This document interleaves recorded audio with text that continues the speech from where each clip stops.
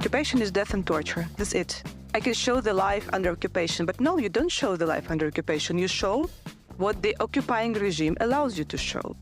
It's impossible to show a true story in occupation working with the occupying regime. Just impossible. It's an oxymoron. Hello, and welcome back to the Covering Ukraine podcast. My name is Oksana Mamchenkova. I am a Kyiv-based project coordinator for the Europe-Ukraine desk, which is a project of n-ost, and I am your host on this podcast today.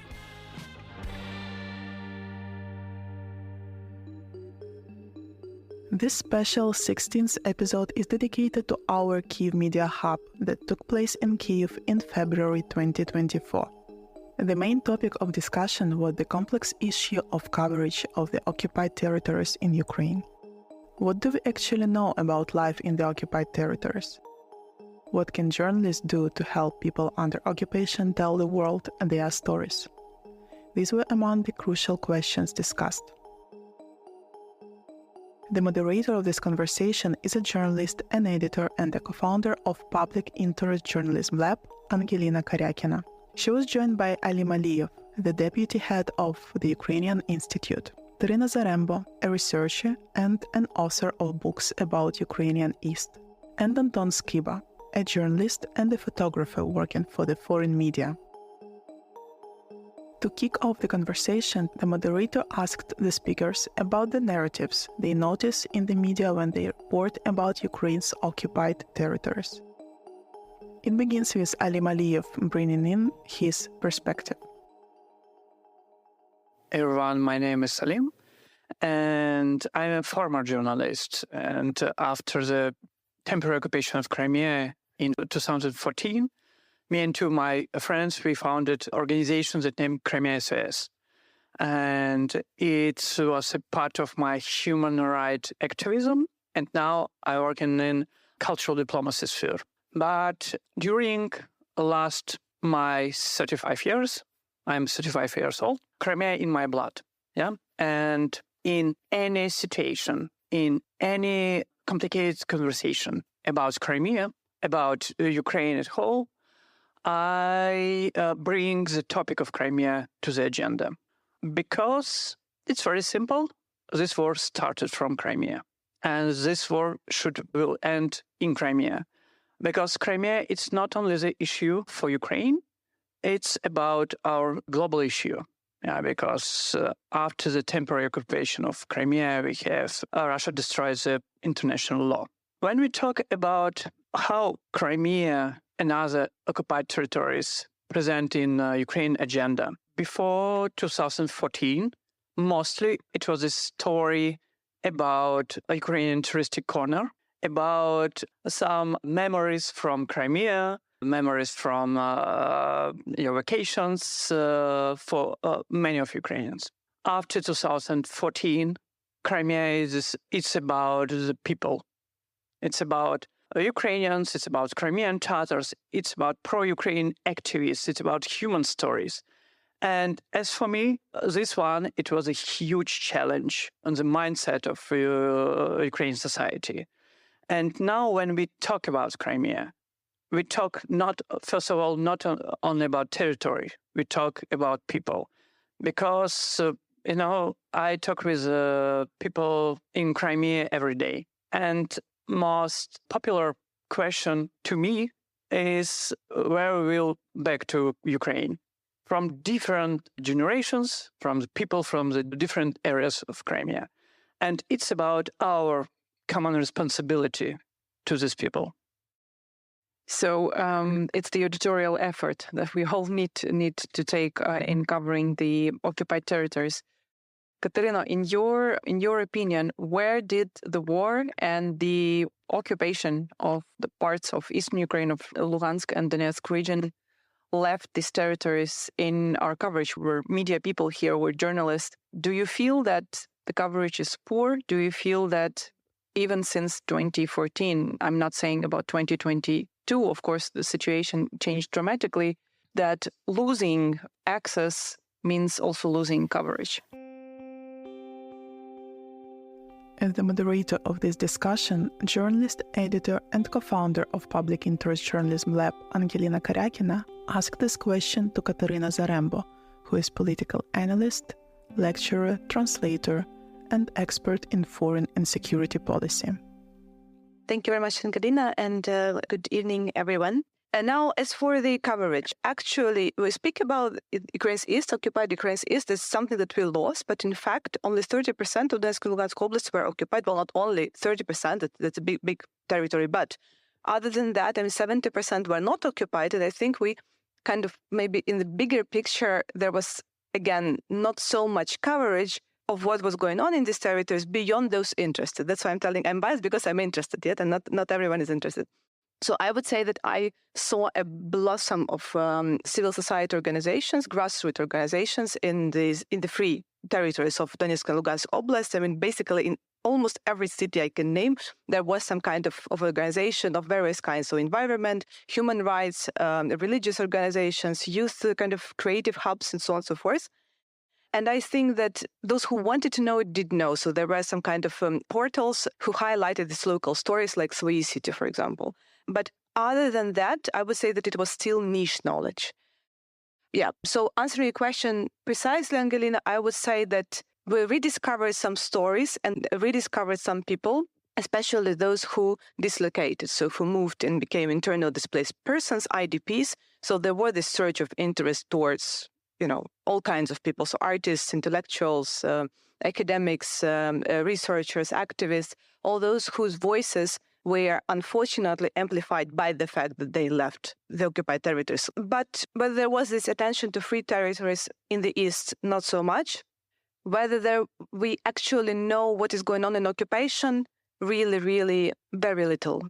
And I think this is for good reason, saying, as a researcher, I would absolutely reject any kind of, insights data for the sake of security of these data providers. So it's absolutely out of the question to me, to try and pretend that I'm making research in the occupied territories. This is completely against any ethical considerations, even if it's online, right? If I have chat, for example, with a person, no, not at all, never.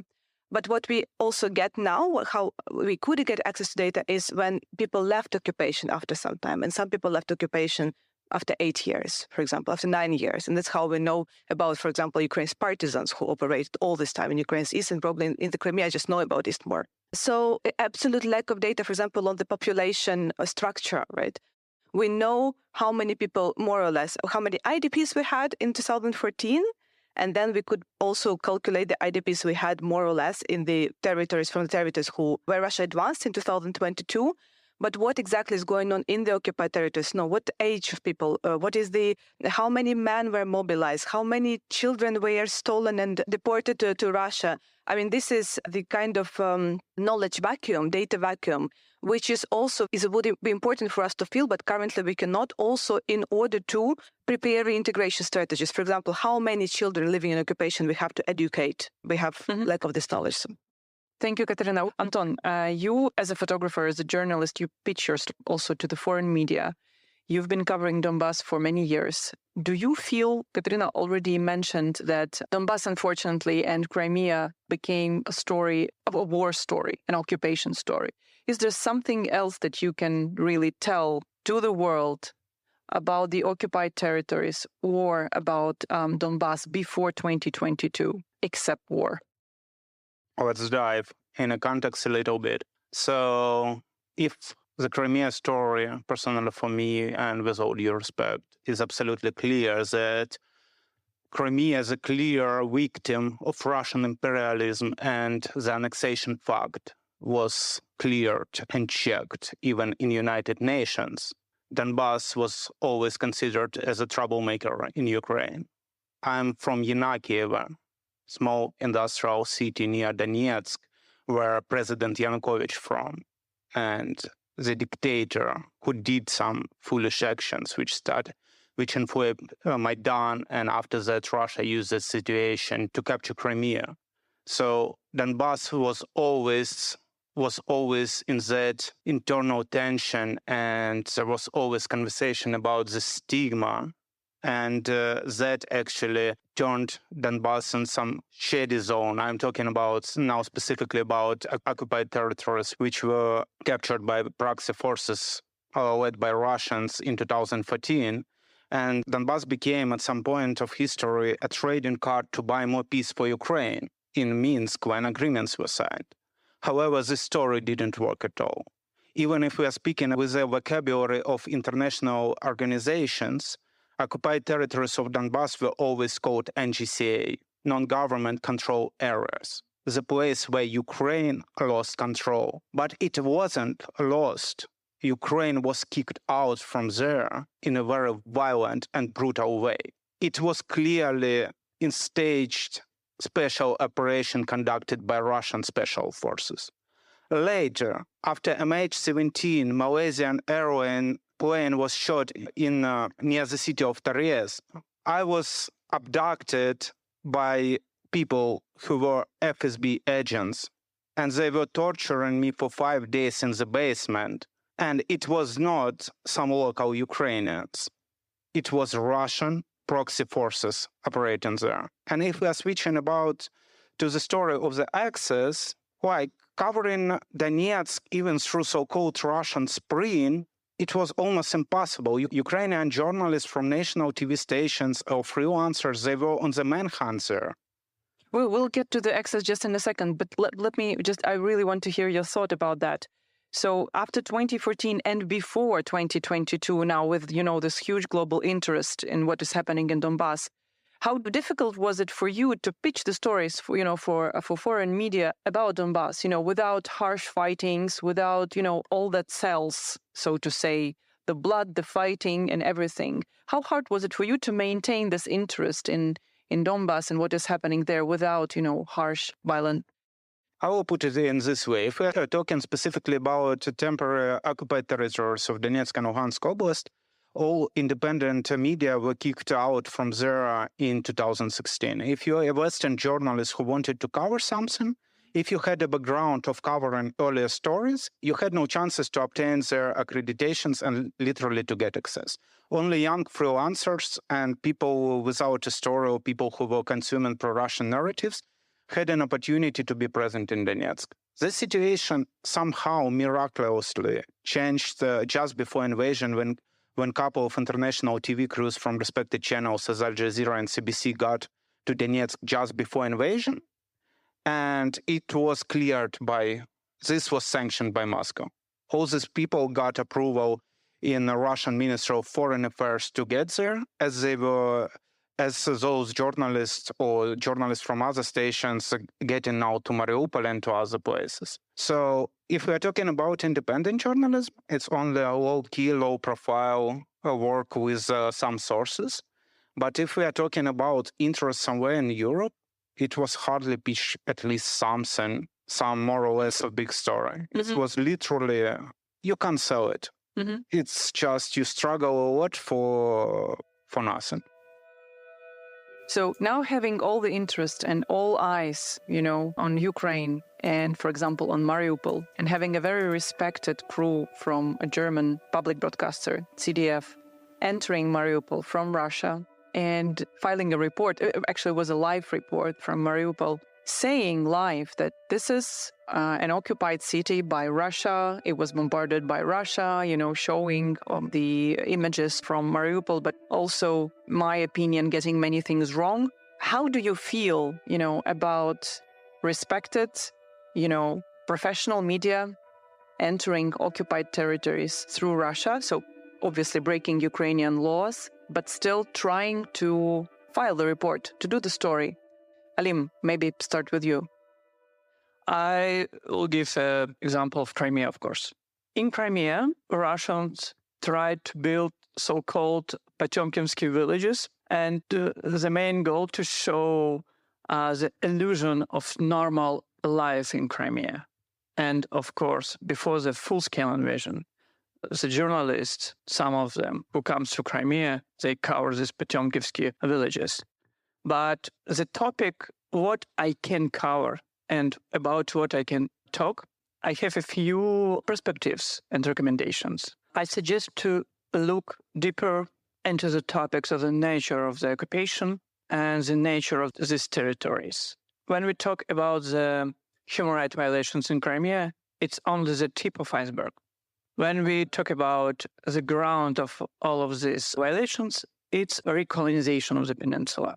And recolonization, the peninsula, means not only the militarization of peninsula by Russian army, but it's also about militarization of consciousness. It's also about the changing of identity.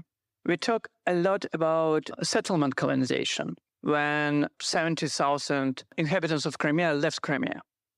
But we also should talk about the reserve trend, when from Russia comes at least 700,000 new inhabitants. It's 1/3 of all of the inhabitants of Crimea. But getting to the question, Alim, there was a period when foreign crews could go to Crimea, like legally from Ukraine and not do whatever they want, but still there wasn't a legal opportunity to do that. Now with the fighting, of course, it's impossible, but there is a way from Russia, and some of the journalists, they really do take favor and they take this route. How do you feel about it? Sorry, colleagues, but for me, it's a crucial question, legally or illegally. Yeah. When we want to play the fair play, yeah, we should do our step legally.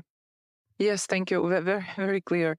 Kateryna, in your opinion, I mean, seeing what we've seen through CDF's eyes or camera, so to say, in Mariupol, how precious is it and how you think necessary was it for this crew to go there in this way, and do this report in this way, the way they did? Okay, I have to say that I'm a researcher and a journalist, and my perspective is that of a Ukrainian citizen. To be honest, to me, it's maybe a bit harsh now, but to me, it's outrageous to even kind of put it under question whether there are some cases when we actually could break Ukrainian law and go to Russia to get some story, because through this, first and foremost, the person who does it becomes complicit in normalizing occupation.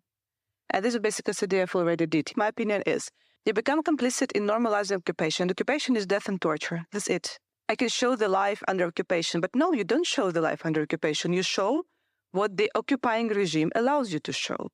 It's impossible to show a true story in occupation working with the occupying regime. Just impossible. It's an oxymoron. Anton? My question is, what does this reporting bring to the table? Does it create extra value, or it just confirms some statements of Russian propaganda? And another question, how does it confirm the statements of Russian propaganda? Because even if we're comparing Tucker Carlson interview with Putin, it was a lot more revealing than the ZDF report from Mariupol, because we just got that the dictator gone mad and he talks to camera crazy things. However, what do you expect to see from this report? That life is going on? Yes, it is. And yeah, something is being rebuilt, some apartments being renovated, some real estate market exists. Some people from occupied territories, they go and ski into Donbai in North Caucasus, and they go to Sochi to enjoy their vacation. All this happens. But the question is, what is another context? Why does this report doesn't tell the story of people who were arrested, civilians who were arrested on Azovstal factory and who remained in Mariupol? And a lot of people have remained in Mariupol after they've been arrested in Azovstal factory. What about those people who pass this punitive and absolutely humiliating process of filtration for being allegedly connected to Ukrainian symbols? I'm not even talking about some acts of patriotism. So it's about this, how these reports are being framed and what do they bring. After my detention and abductions, I understand that it would be a one-way ticket. And actually, some journalists in Ukraine, they attempted that. They tried to go to occupied territories, and now we are desperately looking for them, and they are missing because we can't find any trace of their existence. So did it help? Not really, because as a journalist here, as a community, we're getting more stress and concern, but we are not getting some verified information, and definitely we are not getting extra value from this effort. It's not even about the law. If the price worth it, if the story worth it, especially if we're talking about foreign audiences. It's a lot of personal pain and ambivalence here as being Ukrainian citizen, because when you're Ukrainian citizen, you have one set of feelings, but as a media professional who works for a decade only for international media outlets, you are looking on the processes through their lenses. And if I was my own foreign editor from some Western newsroom, I would send a person, but with only one condition, without repeating the narratives of the propaganda there. That's a very fair argument. Thank you. Talking about the way how we cover, and we actually just all agreed that it's almost impossible physically to get there and to get a fair, real story. How do you imagine these stories from the occupied territories happening? Alim, does it seem like the only way out to cover the life of the occupied stories? I mean, sometimes simple things like prices, which matter to people really, like, electricity, bills, public transport, things like that. Somebody has to report how it really works in Crimea, how it really works in Donetsk and Luhansk, things like that. What are the ways to report on that? Every time when we talk about occupied territories and trying to report about the issues in occupied territories, first question, is it your material, your articles, is it safe for the people in occupied territories? It should be the first question. But of course, we have different ways how to get the information from the temporary occupied territories. Yeah, you talk about the different networks, civil journalists. In Crimea is a huge network of civil journalists. Some of them, unfortunately, in Russian prison. But we have the network of advocates who work with the families, who work with the political prisoners. Another way is to cooperate with the Ukrainian journalists, because Ukrainian journalists, as I know more deeper in Crimean issues, Ukrainian journalists can connect you with the people in Crimea. But one more, it's about the people who left Crimea after 2022. And I will explain that. It was in September 2022 when we have the new wave of this migration from Crimea, because on the forced mobilization of the people in temporary occupied territories. These people, it's spread in Europe, in different countries around the world. And they have a huge connection with Crimea, of course, because they're relatives in Crimea, etc., etc., etc. And they also can be the source of such human stories for you. Kateryna, how do you think, how do we cover these stories with no access physically? I think there are two important things which I would like to add to what Alim said. One is the smartphone, rather than a usual old phone, can be a source of insecurity, a source of physical threat to people in occupation. Because if you are checked by the occupation police, and if there are, for example, a dialogue with a journalist, saying some things, not necessarily super critical things. It can be anything. It can be, photo with a flag or with a pin, like Ukraine, something like this. This is enough to get you in detention. So people can be detained, tortured, and killed for very, very things which can, to us, living in free democracies, seemingly safe, seemingly simple. But for these simple things, people can risk their lives. So it's very important when talking about how we communicate with people in occupation, even online. And in my research, I know that people living in occupation actually had another phone completely devoid of anything, so completely empty phone to go in the street. And then the kind of real phone would be only at home, for example. Another source of information, unfortunately, occupation did not start yesterday. So as I said, we have many people who left occupation not in 2014, but many years after it. So they are, the source of stories. They can also speak on the conditions of anonymity, but yes, these people are currently safe on Ukraine's free territory, so they can be the source of stories for you if we are talking about these things like prices and like transport and whatever.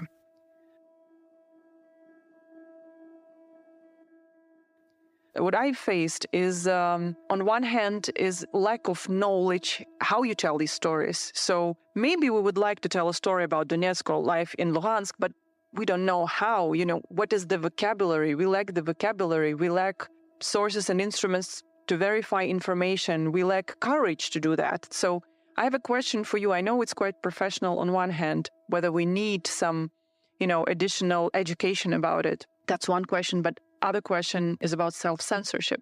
I really felt some journalists and some newsrooms really tried to stay away from stories about life in occupied territories exactly because of the fear of, normalizing life. That if you make stories about life in occupied territories, it looks like you normalize it. There are reports, for example, there are blasts in Donetsk. It's hard to verify them. So what, do we just keep silence about what is happening in Donetsk because we cannot verify it? So it's about an effort. I mean, it's hard, but you have to report on what is happening in Donetsk. It's your city. So you have to find. And what I've met is that, we cannot verify it, so we're not reporting. And you are left in a situation when a huge media is not reporting on Donetsk at all or on Lugansk at all because they don't know how. They don't know how to verify. And it is leaving us without any reports from these territories. Not going, of course. Going is impossible. Anton Skyba.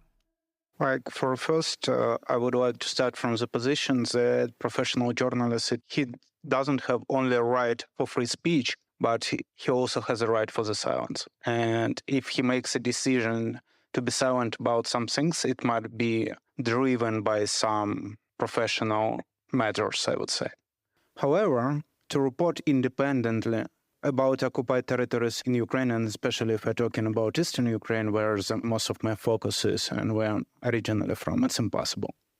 But let me probably move towards the ending of our discussion. I would like you to think about the moment when we'll get our lands back and we'll have to look into the eyes of many people who stayed there for a number of reasons. Some of them supported Russia, some of them did not. So they stayed at their homes for a number of reasons, and we will have to speak to them, to talk to them. We'll have to live in one country.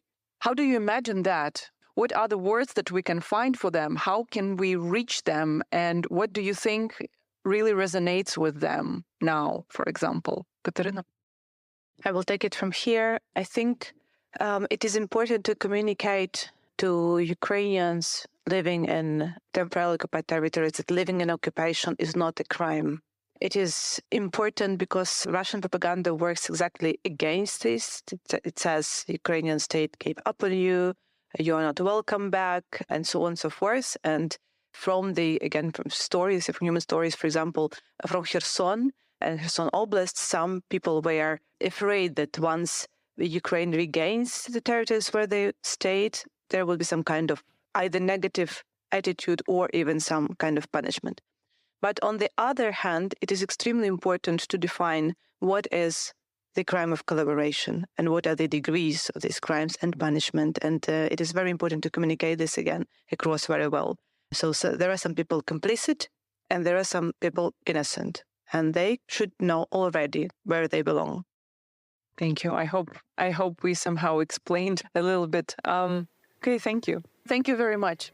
Thank you. It seems that on the topic of reporting about Ukraine's occupied territories, there are still more questions and challenges than answers. But we hope that our speakers' insights sparked off some new ideas in you. Thank you for listening to the episode of Covering Ukraine. My name is Oksana Mamchenkova, and I am host and the Kyiv-based project coordinator for the Europe-Ukraine desk. Lyuba Gook edited, sound designed, and mixed this episode. The views expressed by the episode guests are their own and do not necessarily reflect the views of the media they work for, nor n-ost, nor the European Commission who funded this project. The podcast Covering Ukraine was created as part of the Europe-Ukraine desk, a program that aims at building bridges between journalists from EU and the Ukrainian journalists. You can get in touch with us at eud@n-ost.org. Maybe consider telling a friend about this show if you like it. You will hear from us soon. Take care.